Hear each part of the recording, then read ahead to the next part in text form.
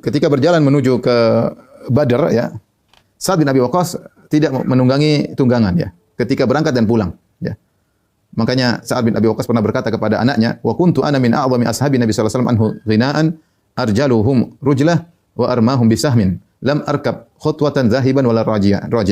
Beliau pernah berkata kepada anaknya, "Aku adalah sahabat Nabi yang paling berkecukupan ketika itu, yaitu aku tidak butuh naik kendaraan, yaitu karena beliau tidak punya kendaraan untuk berangkat menuju ke kota Badar. Arjaluhum, aku orang yang paling cepat berjalan di antara mereka dan aku yang paling pandai memanah di antara mereka ketika dalam perang Badar. Tidak ada satu langkah pun yang aku lewati dengan menggunakan tunggangan, tidak ada."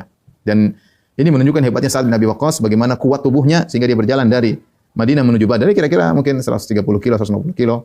Ya disertai dengan rombongan yang lain yang mungkin juga naik kendaraan. Ya, tapi dia tidak memperlambat jalannya pasukan, menunjukkan dia kuat. Sama sekali dia tidak naik tunggangan, sama sekali tidak naik tunggangan. Sebagian sahabat berganti-gantian, satu tunggangan ganti-ganti. Ada satu tunggangan 3 orang. Sa'ad bin Abi Waqqas pulang pergi jalan kaki.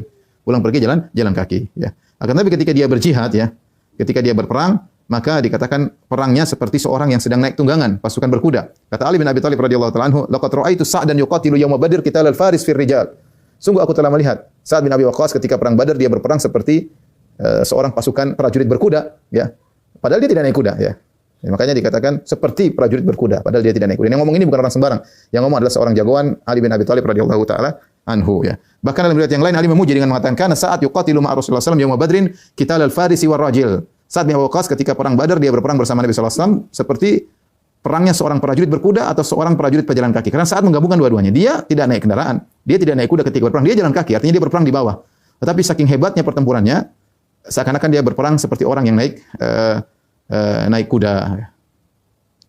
Kemudian Sa'ad bin Abi Waqqas ya, ketika perang Badar maka dia memanah di hadapan Rasulullah sallallahu alaihi wasallam. Ya maka diletakkan anak panahnya di tengah busurnya, kemudian dia tarik sambil dia berdoa, Allahumma zalzil aqdamahum, ya Allah goncanglah kaki-kaki mereka, war'ab qulubahum, berikan rasa takut dalam hati mereka, waf'al bihim lakukanlah kepada mereka ini, hancurkanlah mereka. Maka Nabi sallallahu alaihi wasallam berdoa, Allahumma istajib li Sa'ad, ya Allah kabulkanlah doa Sa'ad bin Abi Waqqas.